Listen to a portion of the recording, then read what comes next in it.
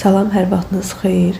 Bildiyiniz kimi biz sizinlə Demin 20 variant sınaq imtahanı kitabından sınaq nümunələrinə nəzər yetiririk. 9 siniflər üçün olan test kitabından və həmin test kitabından bu gün sınaq 15-ə nəzər yetirəcək.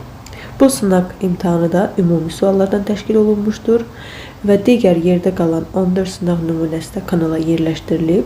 Videolara baxıb izləyə bilərsiniz və baxıb həm kanala abunə olub, həm də videoları da bəyənərək dəstək ola bilərsiniz. İndi keçək sınavın suallarına. Birinci sual. Musa almanı soydu. Quldurlar yolçuları soydular. Burada soy sözü çox mənalı sözdür. Mənalar bir-birinə yaxındırsa, deməli orada çox mənalı söz qrupu vardır. 2. Dərinlik sözünün fonetik təhlilindəki doğru fikirləri müəyyən edin. Bizə fonetik təhlil soruşanda hər zaman deyirik, ilk növbədə tələffüz yazılmalıdır. Dərinlik şəklində yazılır. Doğru fikirlər soruşduğu üçün doğru fikirlərə nəzər yetirək. 3 samitin kar qarşılığı yoxdur. R, N və N. Doğru fikirdir. Həm kökün, həm də şəkilsinin deyilişi ilə yazışı fərqlənir. Xeyr, sözün tələffüzü fərqlənmədi. Çünki söz dərin sözüydü və burada hər hansı bir dəyişiklik baş vermədi. 2 səhvdir, 2-ləri çıxaq. Qapalı sait həm də uzun tələffüz olunur. Burada qapalı saitlər idi. Uzun tələffüz olunmur. Cingirtli samitlə başlayıb kar samitlə bitir. Bəli. D ilə başlayıb xışdırıq səsi ilə bitir. Doğrudur. İncə saitlərin ahəngi gözlənmişdir. Bəli. Ə, i incə saitdir. Cavab o demədi. Uyğunluğu müəyyən edin. Feili xəbərli və ismi xəbərli cümlələri seçməliyik. Əgər cümlənin sonundakı söz hərəkət bildirirsə, o feili xəbərlidir. Əgər feilin xəbərinə sualına cavab verməyib, adlarla ifadə olunubsa və feilin sualları orada işlənmirsə, onlar ismi xəbərlidir. Baxaq, bütün kənd qalın qarın altında qalmışdı. Nə etmişdi? Nə etmək sualını verə bilərsə, bu feili xəbərdir. Məqsədimiz yüksəklikdə mövqe tutmaq idi. Məsdər varsa, məsdər ancaq ismi xəbər ola bilir. Bilirik ki, təsriflənməyən feillər, məsdər, feili sifət, feili bağlama cümlənin feili xəbəri ola bilmir. Məsdərlə feili sifət cümlənin ismi xəbəri ola bilir. Feili bağlama isə ümumiyyətlə xəbər olmaq üçün bir funksiyası yoxdur. O cümlədə ümumiyyətlə cümlədə zərflik mövqeyində çıxış edir. Mövqe tutmaq idi, məsdər varsa, bu oldu ismi xəbər. Bu məlumatlar lazım deyil. Burada hərəkət yoxdur və var, yox, lazım, gərək, bəs, mümkün. Bunlar predikativ xəbərlərdir və bunlar ismi xəbər kimi çıxış edir. Ona görə bura gedir C. Nə üçün görüşə bilmədin? Burada hərəkət var. Nə edə bilmədin? Görüşə bilmədin. Bu da olur feili xəbər. 1-ə A, D, 2-yə B və C A bəndi uyğundur. 4. Aşağı dünən qonaqların dayandığı yer indi bomboş idi cümləsində hansı üzvün əlavəsi var? Aşağının əlavəsi burada nədir? Dünən qonaqların dayandığı yer. Bu indi bomboş idi. Yer bildirən sözlərə, gerdə qalan sınaqlarda da bu test nümunələrə rast gəlmişdik. Bu tipli, yəni test nümunələrə rast gəlmişdik. Orada da qeyd etmişdim. Yer bildirən sözlərə, aşağı, yuxarı tipli sözlərə. Əgər eyni zamanda həm hara, həm haraya sualın verirsə, bu zərflikdir. Yalnız hara sualın verə bilirsə, bu olur mübtəda. Burada aşağı, hara, aşağı, yalnız mübtədanın sualını verə bilirəm. Haraya sualın verə bilmədiyim üçün bu olur mübtədanın əlavəsi. 5. Təsriflənməyən feillər, yəni məsdər, feili sifət, feili bağlama. Maq varsa məsdərdir, deyilən feili sifətdir. Alırdım. Burada artıq zamana görə dəyişmə var, şəxs sonluğu qəbul etmə var. Deməli, bu təsriflənəndir. Deyərkən, arkən, ərkən feili bağlama. Oxunmalıdır, malı, məli feilin vacib şəkildir və feilin şəkilləri feilin təsriflənən formalardır. Ona görə cavab olur 1, 2, 4. Cavab olur A bəndi. Burada malı, məli təsriflənən feil dedik. 6. Hamin qapı indi açıqdır cümləsindəki sözlərin morfoloji xüsusiyyətlərlə bağlı yanlış fikri müəyyən edək. Açıqdır, indiki zamandadır. Açıq sözü feil deyil, feilin ancaq zamanı ola bilər. Açıqdır sözü adlarla ifadə olunduğu üçün ümumiyyətlə orada zaman anlayışı ola bilməz. Ona görə də yanlış cavab A bəndidir. Əvəzlik sifəti əvəz etmişdir. Bəli, həmin qapı hansı qapı? Qapı adlı qaldı olan isimdir. Açıq olan nədir? Qapı, bəli. İndi zaman zərfidir, düzdür. İsmail qrammatik şəkildə istifadə edilmişdir. İsmail qrammatik şəkilcidir. Buna görə də cavab oldu A bəndi. Düzəltmə sifət işlənmiş cümləni müəyyənləşdirək. Xeyirxahlıq isimdir. Gözəllik isimdir, qaçaqlar isimdir. Dünənki, bu arada oldu sifət. Burada yoxdur. Yaxşı sözü var. Yaxşı sözü həm sifət ola bilir, həm zərf ola bilir. Burada zərfi mövqeydədir və eyni zamanda yaxşı söz sadə sözdür. 8. Kabinetin qapısı açıldı. Mərdan baba içəri keçib, dəvət gözləmədən küncdəki kresloda əyləşdi. İlkin olaraq qapı açılır. Daha sonra Mərdan baba içəri daxil. Yəni hadisələrin ardıcıllığı baş verir. Tərəfləri dəyişə bilmirsə ardıcıldır, tərəfləri dəyişə bilirsə zamandır. 9. Ümumiləşdirici söz işlənmiş cümləni müəyyən edin. Atam, anam, qardaşım, yəni bütün ailə üzvlərim istirahət üçün rayona getmişdi. Burada bütün ailə üzvlərim onu ümumiləşdirib. Cavab olur A bənd. 10. Nümunədə işlənən əsas nitqçələrinə aid olmayan, əsas nitqçələrinə aid olmayan deyirsə, yəni köməs nitqçəsi axtarmalıyıq. Burada elə bil modal sözdür. Onlarla danışmamaq olmaz. La qoşma. Danışılsa yaxşıdır, amma ancaq lakin burada oldu bu bağlayıcı. Dünya dağılmaz ki. Bu da ki oldu nə? Ədat. Cavab olur 4, 1, 2, 3 E bəndi. Keçək mətnə və mətnlə bağlı suallara baxaq. İlkin mətn İnam mətnidir. İnam mətnlə bağlı suallara nəzər yetirək. Siz istəsəniz əgər videonu saxlayar, mətni oxuyub, daha sonra isə sualların izahına baxa bilərsiniz. Başlayaq. 11-ci sual. Hansı suala mətnində cavab yoxdur? Baxaq suallara. Leytenant generalın yanına nə zaman gəlir? Leytenant generalın yanına qələbədən sonra bir leytenant generalın yanına gəldi. Cavab tapa bildik. Əhvalat müharibədən əvvəlmi baş verir? Ümumi hadisə bəli, müharibədən əvvəl baş vermişdi. Daha doğrusu müharibə dönəmində baş verir. Burada çünki deyir ki, müharibənin qızğın vaxtı idi. Yəni bunlar müharibə dönəmində baş verir. Cavab yəni verə bilərik ki, müharibədən əvvəlmi baş verir? Xeyr, müharibə dönəmində baş verir. Cavab tapa bildik. Əskərlərin pulun yazı üzünün düşməsinə münasibəti necə olur? Burada onlar bir-birinə həyəcanla bir-birinə sarıldılar. Düşmən əskərlərinin sayı nə qədər idi? Biz onların sayını bilə bilmirik. Biz onların sadəcə bilə bilirik ki, Yapon ordusundan daha çox idilər. Amma sayların nə qədər olduğunu bilmirik. Leytenantın sevincinin səbəbi nə idi? Onların müharibədə qələbə qazanması. Cavab oldu D bəndi. 12. Mətnlə bağlı fikirlərdən doğru olanları müəyyən edək. General şübhəyə düşmüşdü. Xeyr, general mətn boyu heç vaxt şübhəyə düşmür. Birləri çıxaq. General qələbəyə əvvəldən inanırdı. Bəli, bu doğru fikirdir. Əskərlər qədim Yapon ənənəsinə inanırdılar. Bu haqda burada söhbət getmir. Döyüşlərin döyüşdən əvvəl ümumi razılığa gəldiyi məsələ var idi. Bəli, onlar əvvəldən razılığa gəldilər ki, qələbə qazanacaqlar artıq. 4. Əskərlər generalın hücum planından əvvəldən xəbərdar idilər. Bəli, bu ümumi qərar alınmışdı. Burada deyilir ki, sadəcə az olsa da qərara görə hücuma keçilməlidir. Yəni qərar alınıb artıq, daha sonrası hücum olunur. Cavab oldu B bəndi. 13. Hansı tünd qara hərflə yazılmış ifadələrdən birini əvəz edə bilməz?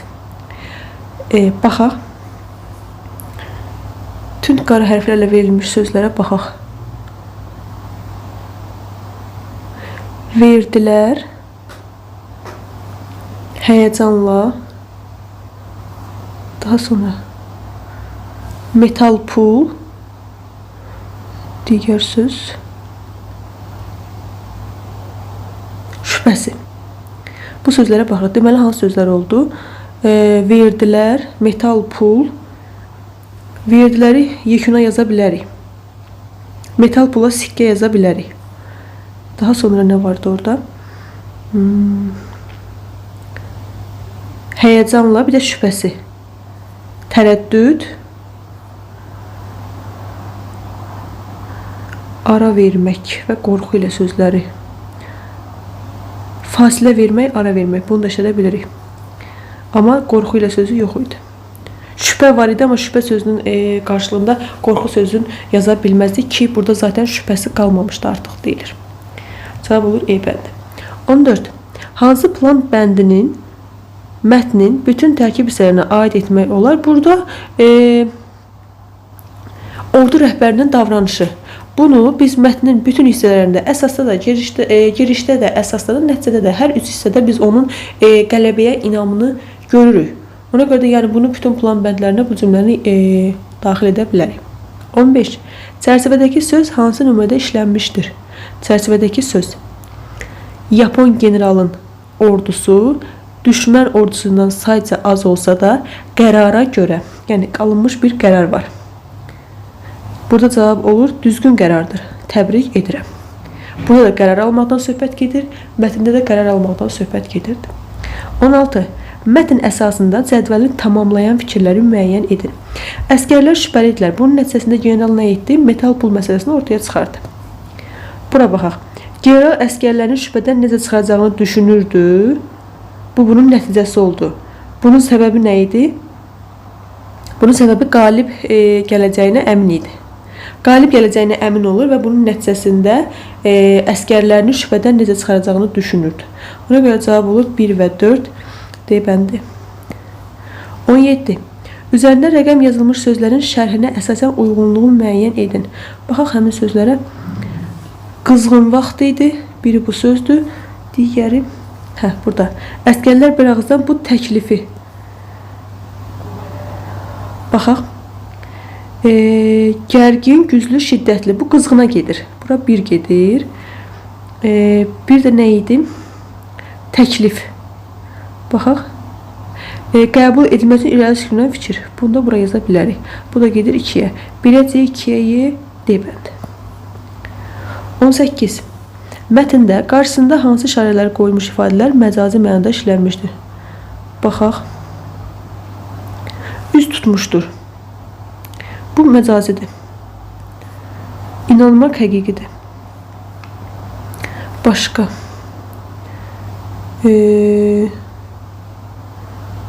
Burada fırlandı var və sarıldılar var. Həyəcanla bir-birinə sarıldılar. Başqa yoxdur. Bir də burada var. Şəkil düşsə, deməli məğlub olacaqlar. Düşsə də burada həqiqidir. Bunda çıxırıq. Bir üç bucağı götürürük. Düşəndən sonra bir qədər fırlandı. Bu da həqiqidir, çünki yerə düşübsə fırlana bilər. Bir də burada sarıldılar. Bu məcazi mənada işlənir. Cavab olur 18-ə D bəndi. 19. Mətnin 4-cü abzasında məntiqi nöqsana yol verilmiş cümlə əsasında cədvələ tamamlayan fikri yazın. Burada sonuncu abzasda general deyir ki, havaya atdığı pulu göstərdi. Pulun hər iki tərəfində yazı yox, şəkil var idi. Burada nə deyilir? Burada deyilir ki, o deyir ki, əgər pulun yazı üzü düşsə, deməli qalib gələcək. Yazı üzü düşsə. Bunda şəkil üzü düşsə, məğlub olacaq. Və bu təklifi qəbul edirlər. Daha sonra metal pul atır yuxarı və yerə düşəndə dayandı. Yerə pulun yazı üzü düşmüşdü. Və onlar yazı üzünün düşməyinə həvəslənirlər. Əksində isə burada deyilmişdi ki, şəkil üzü düşsə biz qalib gələcəyik. Ona görə də bu səhv fikirdir. Yəni burada yazı yox, şəkil üzü olmalı idi. Bu buraya yazılır. 20. Sxemi tamamlayın. Bəzən inam möcüzələr yaratmağa, mümkün olmayanı mümkün etməyə səbəb olur. Bu təsdiq etmək olar bu fikri. Və bu fikrimizi əsaslandıra bilərik ki, əslində ordu tamamilə yəni inamını itirmişdi ki, onlar qalib gələ bilməzlər. Amma nəticədə nə oldu? General belə bir yol tapdı və onları inandırmağa çalışdı və onlarda inam hissini yaratdığı üçün, onlarda özlərinə inam yarandığı üçün onlar hücuma keçdilər və qalib gəldilər. Bu fikirdə bura yaza bilərik. Digər mətnə keçək. Bu mətn Eyfel qülləsi adlanır. Yenə də siz istəsəniz videonu saxlayıb mətni oxuyub, daha sonra isə sual izahlarına baxa bilərsiniz. Başlayaq. 21-ci sual. Cümlə qarşısında Roma rəqəmi yazılmış hansı abzasın əvvəlinə artırılsa, mətnin tərkib arasındakı əlaqə bərpa olunar. Pozulmaz demir, bərpa olunar deyir. Bəs müasir dövrdə bu qülliyə münasibət necədir?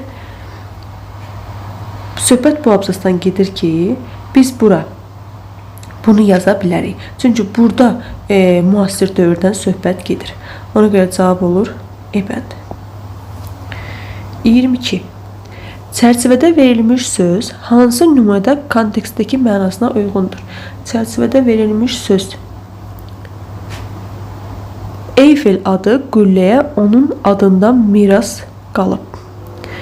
Deməli, burada miras qalmaq hər hansı bir əşyanın, malın, mülkün miras qalmağı deyil. Daşına bilməyən bir şeyin miras qalmağından söhbət gedir. Burada E bəndində Mikail Müşfiq dühasından bizə miras qalan bu sərvəti qoruyub saxlamalı, gələcək nəsillərə çatdırmalıyıq. Söhbət burada Mikail Müşfiqin yaradıcılığından gedir. Yəni maddi bir məfhumdan getmir, daşına bilən hər hansı bir şeydən getmir, Müşfiqin yaradıcılığından gedir. Ona görə bu Eyfel qülləsinin miras qalması ilə eyni mənadadır. 20. Mətnə aid yanlış fikri müəyyən edin. Burada deyir ki, Maupassant qüllənin əleyhinə imza toplamaq təşəbbüsü göstərib. İmza toplamaq təşəbbüsü göstərməyib. İmzasını çəkənlərdən biri olub.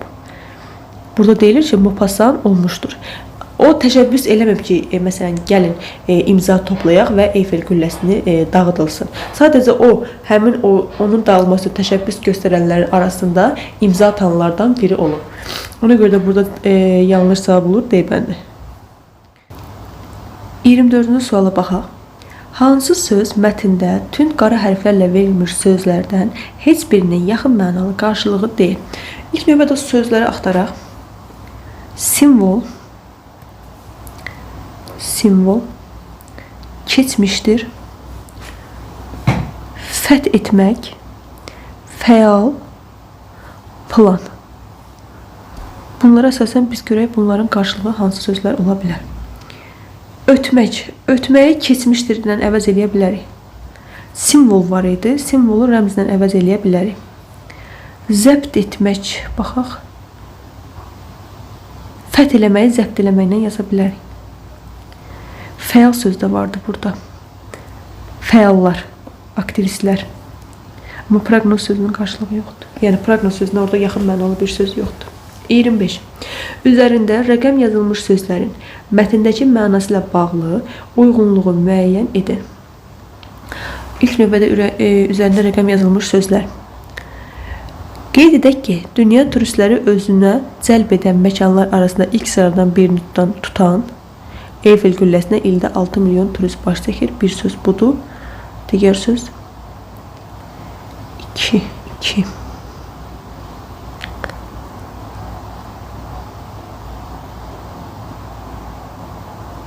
Burada sona yaxınlığı var burada. Əli ilə tutan adam üçün bu kifayətdir. O daha digər yerləri gəzməsə də olar. Bu iki sözlə bağlı ilk sıralarda birini tutan və əli ilə tutan. İndi baxaq. Birinci söz ilk sıradan birini tutmaq məcazi mənadadır. Bunu götürürük 1-ə.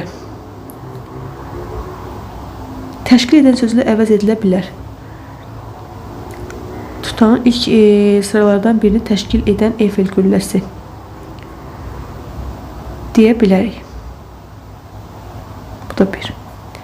Daha sonra həqiqi mənadadır. Bu ikinciyə aiddir, əli ilə tutmaq. Bir də yapışan anlamına gəlir. Bəli, bunu deyə bilərik. Cavab olacaq. 26. Mətndə sizə suallardan birinə təsdiq ədatı ilə. Təsdiq ədatı nə idi? Hə, yox, bəli, xeyr, heç də. Eyfel qüləsinin ən üst nöqtəsindən bayraq asılıbmı? Biz buna nə hə deyə bilərik, nə yox deyə bilərik. Səbəb çünki bu haqda bizə məlumat yoxdur. Bir dənə orada bayraq asmaq mövzusu keçir. O da Hitlerin ordusu haqqındadır. Amma ondan başqa kimisə ora bayrağı asıb, asmamağı kimi bizim bir məlumatımız yoxdur. Ona görə elə A bəndidir ki, buna cavab tapa bilmirik. Mövcudluğu müddətində Eyfeli ziyarət edənlərin sayı məlumdurmu? Bəli, 236 milyon. Eyfel hazırlarkən onun gələcəyi ilə bağlı konkret plan varmı? Bəli, 20 ildən sonra onun dağıdılmağı planlaşdırılırdı. Bəli, deyə bildik. Eyfel fərqli obyektlərə bənzədilmir? Bəli, bəzən onu qadına da bənzədirlər. Alexander Duma Eyfel bəyənməyənlərin içində olubmu? Bəli, onun imzası var. Alexander Duma. Bunu da bəli deyə bildiyimiz üçün bu da gedir. 27. Birinci və sonuncu abzazlara bağlı ortaq fikri müəyyən edin. Burada turist marağı ilə bağlı məlumat əks olunur. Burada da turistlərin gəlməyindən söhbət gedir. Burada da belə bir deyim var ki, Eyfelin dəmir konstruksiyalarından əli ilə tutan adam üçün bu kifayətdir. O digər daha yerlərə gəzməsə də olar. Yəni bunu hər iki abzas üçün qeyd edə bilirik. 28. Mətnə görə nəyi ehtimal hesab eləmək olar? Burada Alman əskərləri Eyfelə çıxmaq istəyiblər. Böyük ehtimal ki, onlar orada çıxmaq istəyiblər. Amma onlar neyinib? Qüllənin liftini xarab etmişlər və onlar orada çıxmaq istəyib və görüblər ki, lift xarab olub. Buna görə biz ehtimal edirik ki, onların çıxmaq niyyəti olub. Sadəcə lift xarab olub deyə çıxa bilmirlər. 29. Mətnə sən cədvələ tamamlayan fikirləri yazın. Qüllənin lifti xarab edilib. Buna səbəb nə idi? Buna səbəb o idi ki, işğalçıların oraya bayraq asmağını istəmirdilər. Bəziləri Eyfel qülləsini utanc hesab edirdi. Bunun nəticəsində nə oldu? Onlar imza toplamağa başladılar. Bunları qeyd edirik. 30. Nöqtələrin yerinə uyğun gələn məcazi mənalı ifadə. Bugün Eyfel qülləsi dünyanın ən gözəl memarlıq nümunələrindən biri sayılır deyə bilərik. Onu da bura qeyd edirik.